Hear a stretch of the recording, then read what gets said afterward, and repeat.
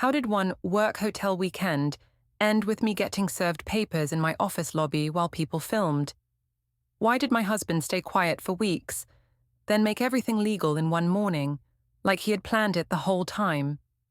My name is Miriam Henderson, and I was 34 when I decided my marriage was too small for me. I said that word in my head like it was a fact. I worked as a marketing coordinator at a software company, and I told myself my job proved I mattered. I liked being seen. I liked being wanted. At home, I felt like a lamp that was always on, but no one looked at it. Ethan Calder was my husband. He was 36 and worked in compliance. He followed rules the way other people followed sports. He did not shout. He did not slam doors. He asked questions in a calm voice, and that was worse for me because I could not call it abuse. I could only call it pressure. That Monday started in the kitchen. The kids were eating cereal. Emma talked about a spelling test. Noah wanted more milk. Ethan stood by the counter with his mug. He asked what time I needed to leave for work. I said I had an early meeting. He asked what meeting. I said it was just a check-in. I had my phone face down. I told myself it was normal. I told myself I deserved privacy. Ethan looked at my phone once and looked away. He asked if I wanted him to do school pickup. I said I had it handled. I said it fast, like a wall. He asked why I seemed tense. I said he always read me wrong. He said he was trying to understand. I said he was trying to control. I watched his face tighten, then smooth again. He did not argue more. He nodded like he was filing my words somewhere. When he turned to rinse his mug, I saw a folder on the edge of the table. It was plain, but a label was stuck on it. It said, Utilities. Ethan never labeled things like that before. I asked what that was. He said he was organizing household papers. I said he was being dramatic. He said it was normal to organize. His tone was flat, and I felt annoyed that he sounded reasonable. Before we dive deeper into this story, I have one small request. Please subscribe, drop a like, comment, and hit that hype button to boost this channel so more people can discover these incredible stories. At work, I walked into the open plan office and felt my body relax. People smiled. People said my name. My friend Cassidy Rowe waved me over. She asked if I was still stuck at home. I said Ethan was in one of his moods again. She asked what he did. I said he questioned me like I was a teenager. Cassidy said I deserved a man who clapped for me. I said Ethan did not clap for anyone. I made it sound like a joke, and she laughed. That laugh felt like approval, and I drank it. Later, my manager Janelle Park called me to her desk. She asked about a vendor event in another city that weekend. She said Grant Hollis from the vendor team requested my support. She asked if I could go. I said yes before she even finished. I said I was happy to represent us. I said it was good for my growth. Grant was not my boss. He was a corporate events director for the vendor partner. He was charming in a clean way. He remembered details. He looked at me like I was a prize, not a roommate. I told myself that was respect. I told myself Ethan had lost that look first. Grant messaged me right after Janelle spoke to me. He said he was glad I was coming. He said the weekend would be easy and fun if I let it. I stared at the words longer than I needed to. I felt heat in my face. I told myself it was just excitement about work. On my lunch break, I went to a coffee shop near the office. It was loud and bright. I liked that no one knew me there. Cassidy came with me and sat across the table. She asked if I had told Ethan about the trip.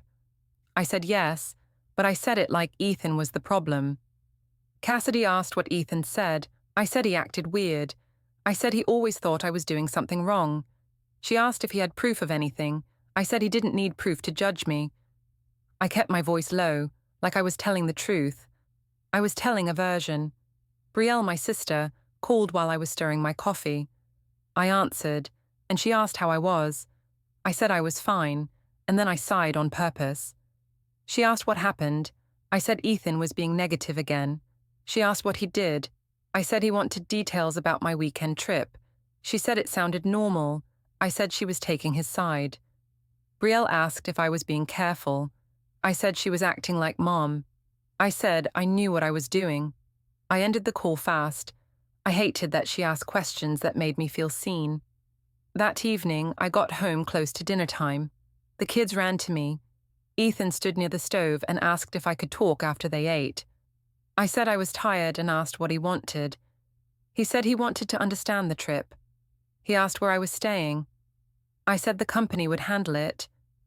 He asked if Grant was staying at the same hotel. I said I didn't know. He asked why I seemed defensive. I said because he always assumed the worst. He said he did not assume. He said he asked. I said his questions felt like accusations. He asked if I could share my schedule.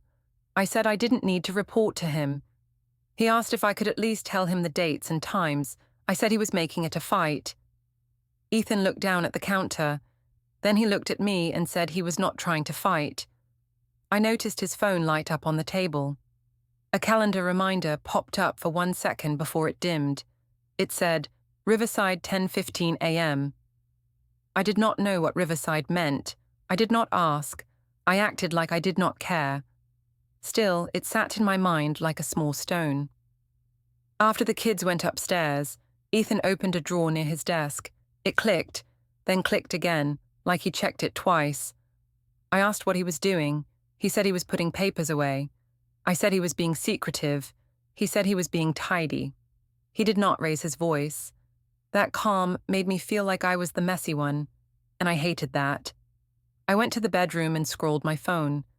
Grant had sent another message. I saw the preview before I even opened it.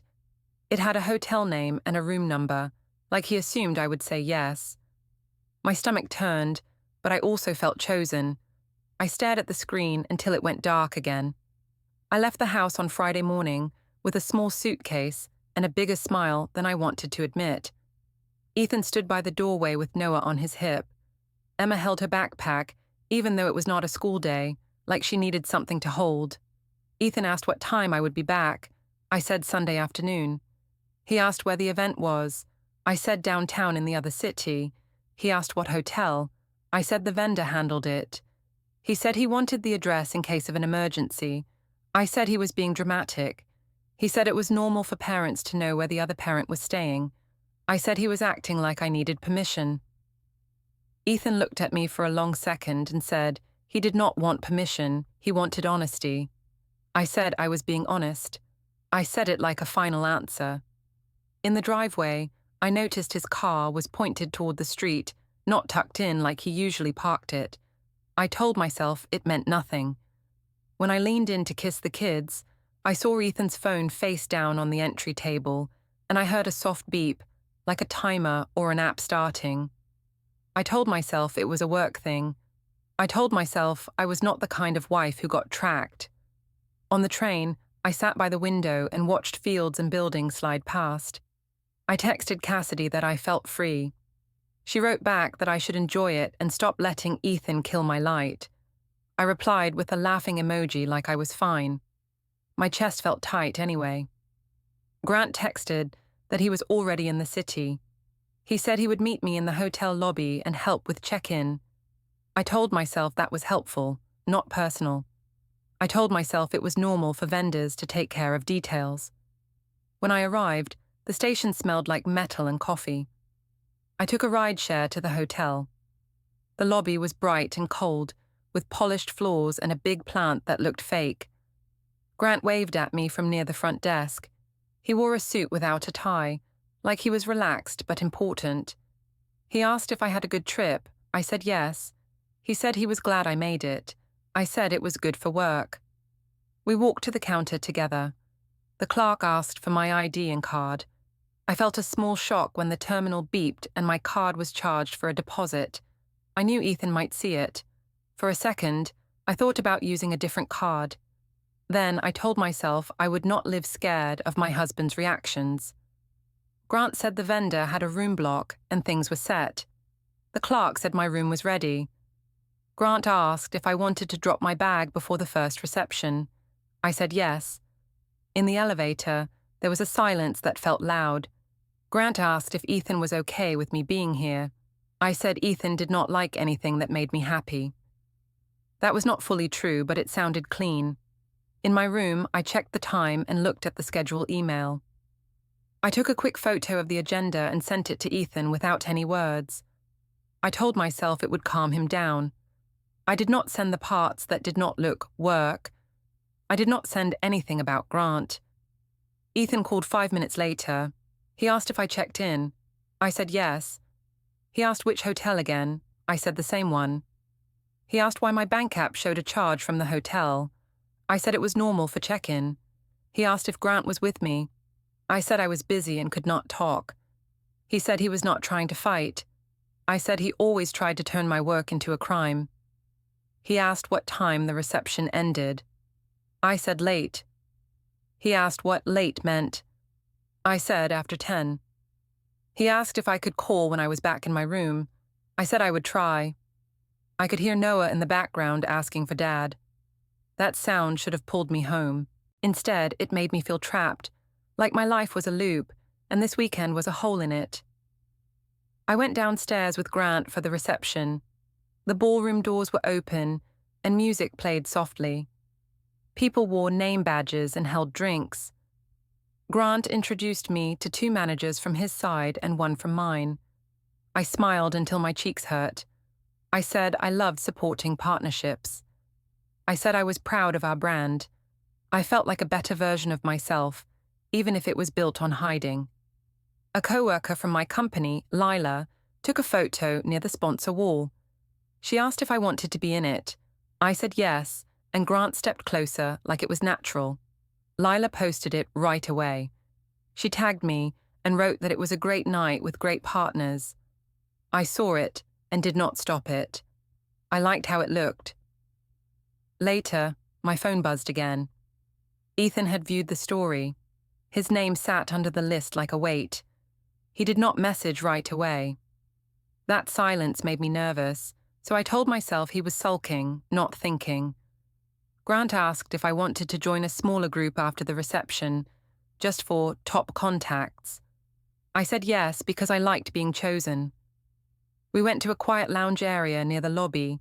The lights were low and the chairs were too soft. Grant asked if I ever felt unseen at home. I said yes. He said I deserved to be celebrated. I said Ethan did not celebrate me.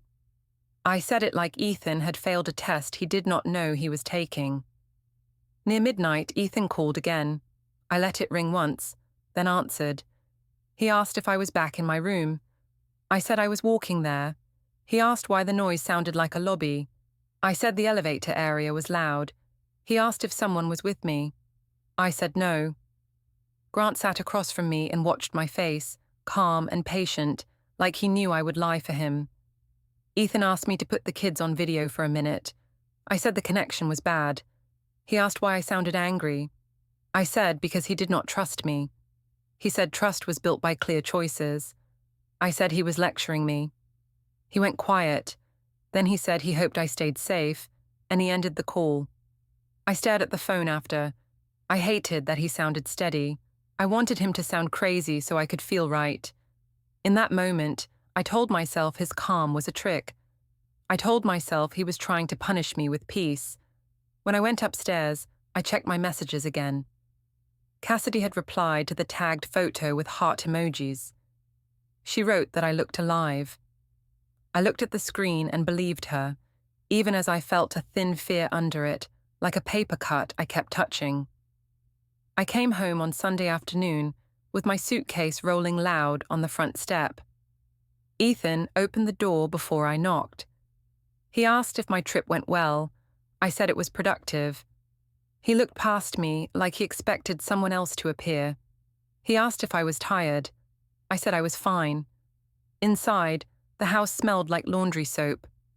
The kids ran to me, and I bent down and hugged them too hard. Emma asked if I brought her something. I said I forgot because work was busy. Noah asked if I slept in a big bed.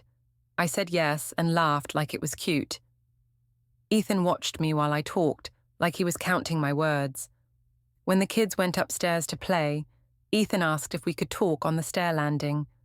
I followed him because I did not want a scene in the kitchen. He asked what time I got to my room on Friday night. I said around 11. He asked why my phone location showed the lobby close to midnight.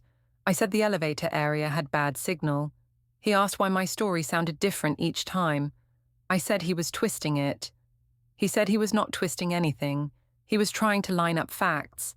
I told him I was not on trial. He asked if Grant was with me after the reception. I said Grant was a vendor contact, and he needed me for introductions. Ethan asked why Grant's name showed in my recent calls. I said he called about the schedule. Ethan asked why the call lasted 9 minutes. I said we discussed work. I said it fast, like speed could make it true. Ethan asked if I could show him the event agenda. I said I already sent it. He asked if there were after-hours meetings. I said it was just networking. He asked if I stayed alone. I said yes. He did not argue. He nodded once, then asked if I understood how this looked. I said it looked like a hard-working wife with a jealous husband. That line landed the way I wanted. I saw his face change and I felt relief. I wanted him to look guilty so I could feel clean. He said he was not jealous, he was hurt. I said he was being dramatic. He said he wanted honesty. I said he wanted control. Later that night, I met Cassidy at a rooftop bar downtown. The music was loud and the air smelled like smoke from the patio heaters. Cassidy asked what happened with Ethan. I said he acted like a detective again. She asked what he accused me of. I said he accused me of cheating because I went to a corporate event. I left out the parts that would make her pause. I kept only the parts that made me sound attacked. 2 other friends listened, and I made my voice bigger so they would hear. I said Ethan could not handle my career.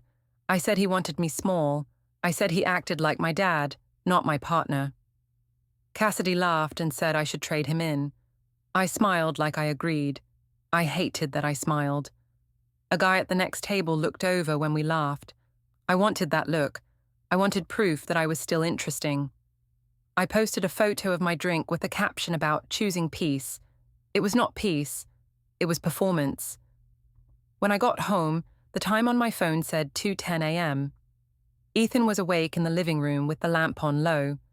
He asked if I had fun. I said I needed friends because he was stressful. He asked why I came home so late. I said the train ran slow. He asked why my rideshare receipt showed a pickup near the bar. I said I took a rideshare because the train was unsafe at night. He asked why I did not tell him. I said he did not own my schedule. He asked if I could stop treating him like an enemy. I said he started it by accusing me. He asked if I could admit my choices were confusing. I said he was confusing by acting calm and cold. He looked at me for a long moment and said he was trying to stay respectful. I said respect followed results, and I had results. That sentence sounded strong in my mouth, but it tasted wrong after. Ethan stood up, took his mug to the sink and rinsed it slowly. On the counter, there were 2 clean mugs placed far apart, like someone measured the distance. I asked what that was about. He said he did not want to share cups right now. I laughed and said he was petty. He did not respond. I went to bed and noticed his pillow was gone. I walked to the guest room and saw the bed made, tight and neat. I asked him why he moved. He said he needed sleep. I said he was punishing me. He said he was protecting his head. The next day at work, my head was heavy, but I still wanted attention. I walked into the office like nothing happened. Cassidy messaged that my rooftop photo looked free. I replied with a heart, like my life was simple. Janelle asked me to come over to her desk. She said accounting flagged my weekend expense. She asked why there were 2 hotel charges, one on my card and one listed in the vendor block. I said the hotel made a mistake. She asked if I had receipts. I said I could find them. She said she needed them by end of day. Her voice was calm, which made my stomach drop. I opened my email and searched, but the message thread felt messy. I checked my phone and saw Grant had sent a short text asking if I was okay. I almost replied, but I imagined Ethan seeing the notification later. I told myself I was not doing anything wrong. even as I hid the screen. When I got home that evening, Ethan was at the table with his laptop open. A spreadsheet was on the screen with columns and dates. I could not see the title. I asked what he was working on. He said he was tracking household expenses and schedules. I said he was obsessed. He said he was being careful. As I walked past, I heard the printer in the hallway. It spit out a page, but when I glanced, it looked blank. Ethan picked it up and put it face down in the utilities folder. I asked why he printed blank paper. He said it did not print right. He said it without looking at me. That night, I told myself Ethan was the one ruining us. I told myself my choices were reactions, not causes. I told myself I was still the good person in the story, and he was just trying to rewrite it. But when I closed my eyes, I kept seeing that spreadsheet grid, like a net being built one square at a time. The next week felt like a long hallway with no doors. I kept waiting for Ethan to explode, but he did not. That made me restless. I told myself his calm was a trick. I told myself he wanted me to feel crazy so he could call me unstable later. I did not have proof. I acted like I did. On Tuesday, I sat in the school pickup line with other parents. Cars crawled forward like a slow animal. I watched couples laugh through open windows, and it made me angry. Ethan's car was not there. He usually did pickup when I had late meetings, but now he stuck to whatever schedule he chose without asking me. A mum named Trish leaned in and asked how my weekend trip was. I said it was great for work. She asked why I looked tired.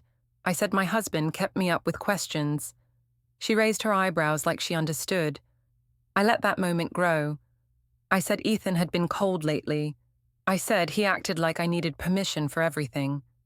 I did not say what I did. I said what I wanted them to believe.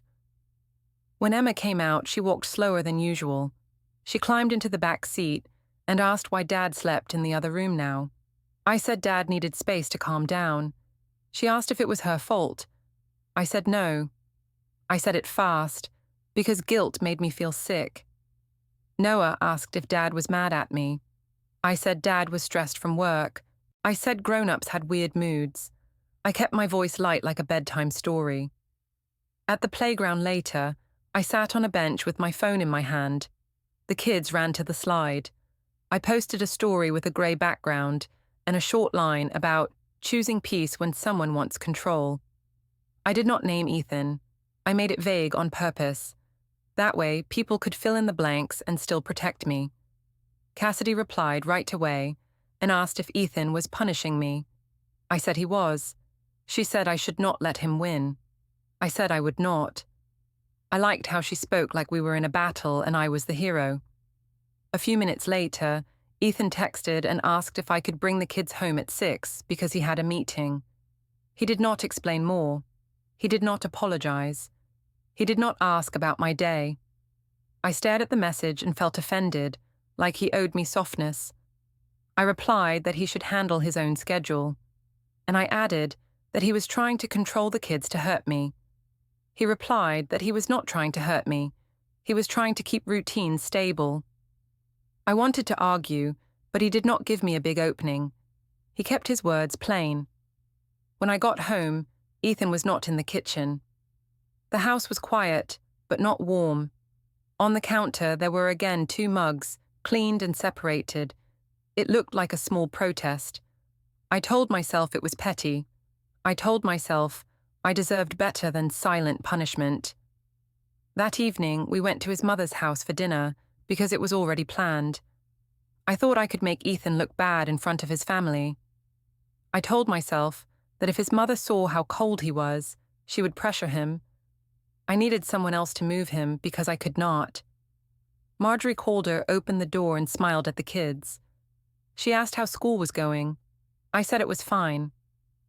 Ethan came in behind me and carried a small bag of snacks, like he planned for every problem. His brother Tyler was there too. Tyler nodded at me, polite but distant.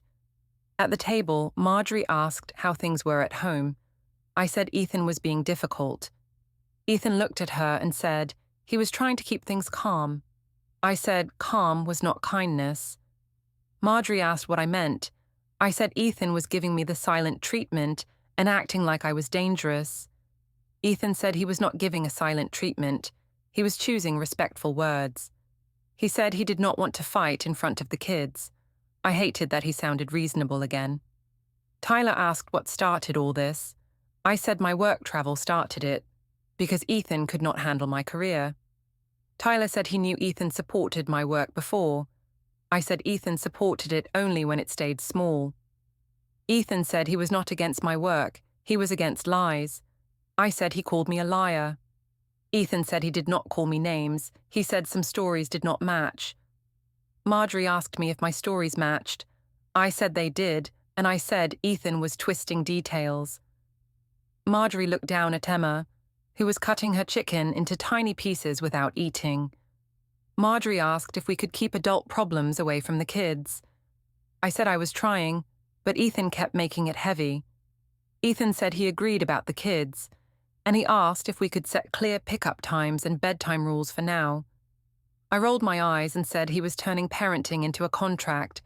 Marjorie said structure helped children. I said she was biased. Tyler said Ethan was handling it the right way. I said the right way was just another way to control. Ethan did not interrupt me. He watched the kids, not my face. When we stood to leave, I noticed Ethan's keyring. There was a new key on it, silver and clean. I asked what it was for. Ethan said it was just a spare for the house because keys got lost. He said it like a simple fact. My mind still took it as a threat. On the drive home, my phone lit up with a bank alert. It said something about a security setting change. My heart jumped. I asked Ethan if he touched our accounts. He said he had updated basic security because there were too many login attempts lately. He said it was responsible. He did not say it was because of me.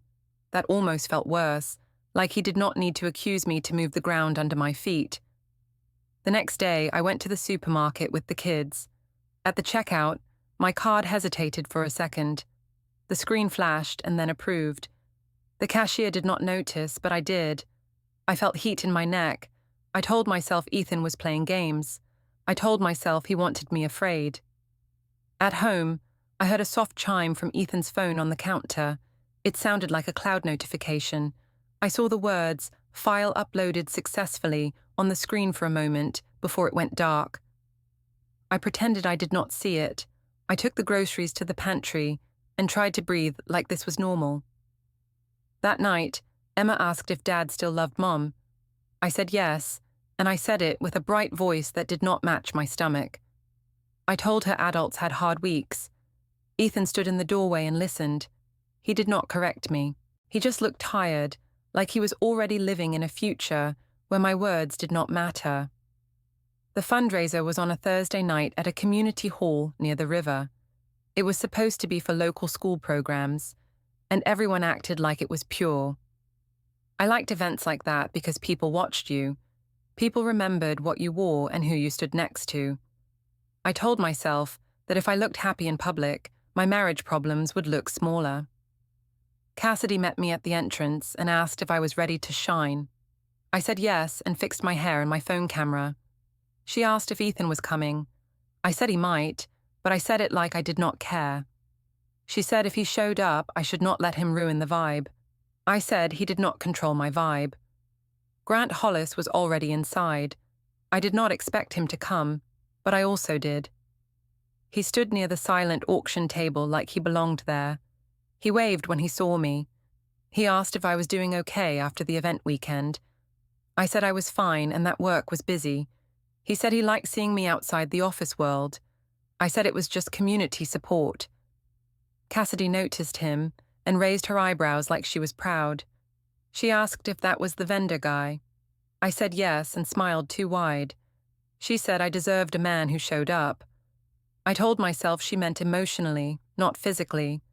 Still, I let her words sit there like a gift. I walked closer to Grant on purpose, like it was a normal networking move. I introduced him to 2 parents from school and said he helped with our business partnerships. I made it sound official. I made it sound clean.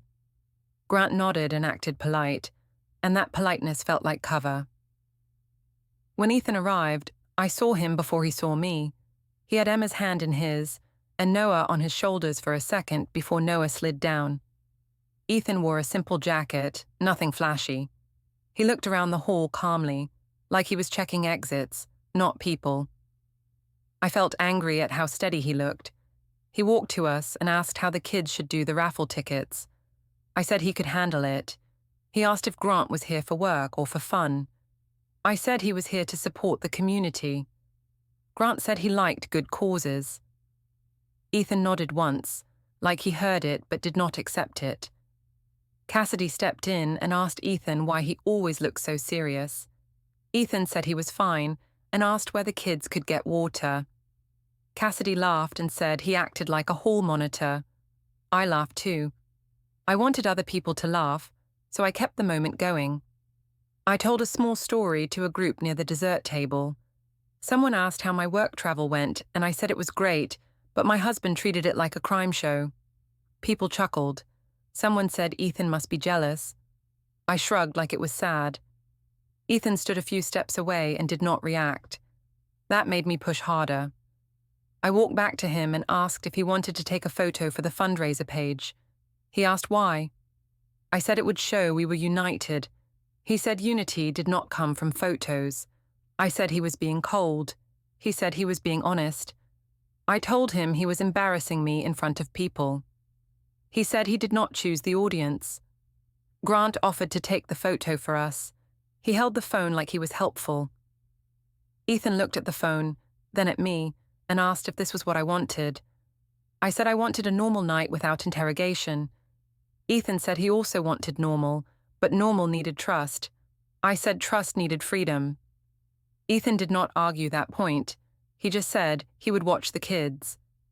At one point, a volunteer asked for a quick toast. People lifted cups. Cassidy nudged me and whispered that I should say something strong. I stood and said a short speech about women building careers and still being good mothers. I looked at Ethan while I spoke, like I was daring him to disagree. People clapped. I felt a rush. I told myself the clapping meant I was right. After, Ethan asked if we could talk in the hallway for a minute.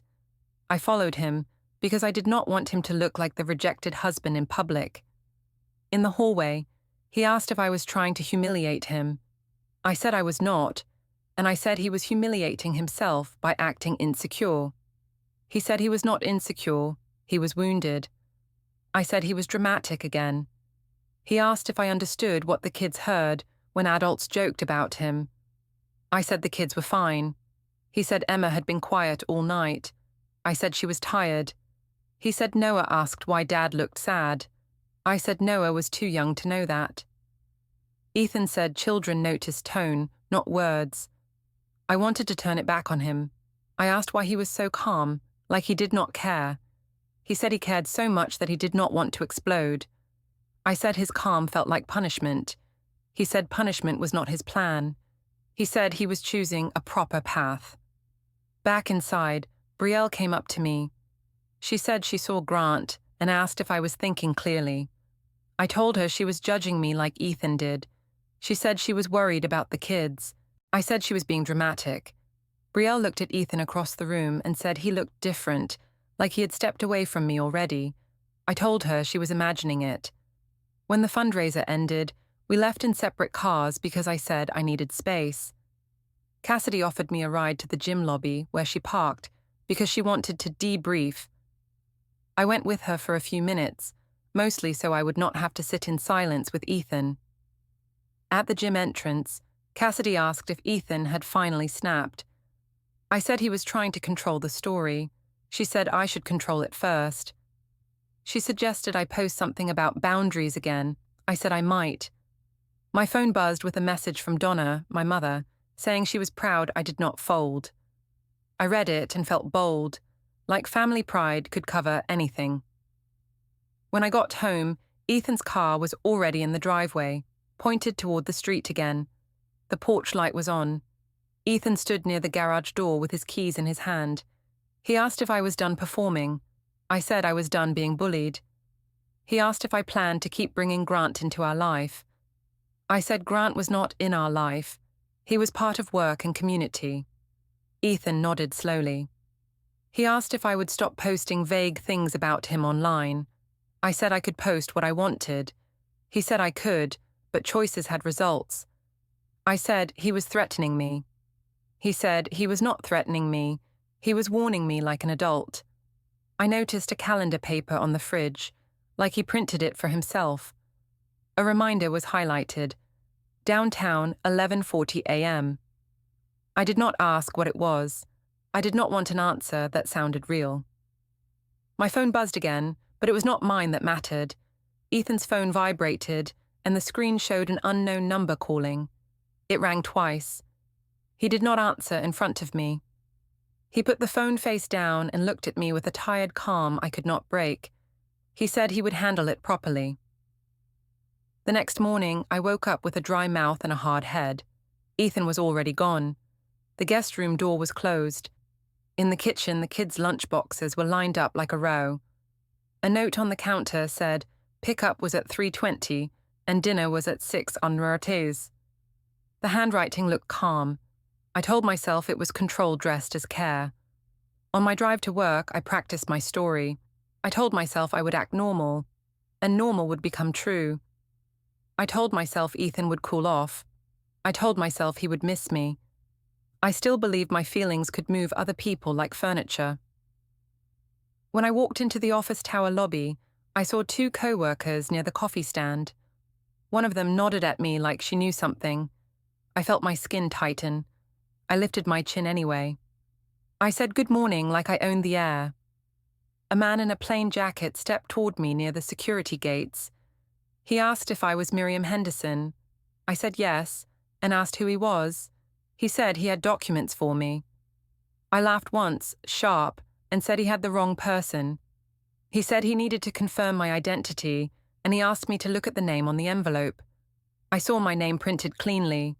I looked past him and saw Ethan across the lobby, closer to the glass doors. He was not blocking my way. He was not coming toward me. He stood with his hands at his sides and his face still. He did not speak to the man. He did not speak to me. That quiet made my stomach drop harder than any yelling would have. The man held the envelope out. I said I would not take it. He said he could leave it with me anyway, and he said the service would still count. People slowed down. I heard a phone camera click. I felt heat rise into my ears, and I hated that my body betrayed me first. I grabbed the envelope because I wanted it to stop. The man said he was sorry for the situation and stepped back. I wanted to shout that Ethan was cruel. I wanted to tell everyone I was the victim.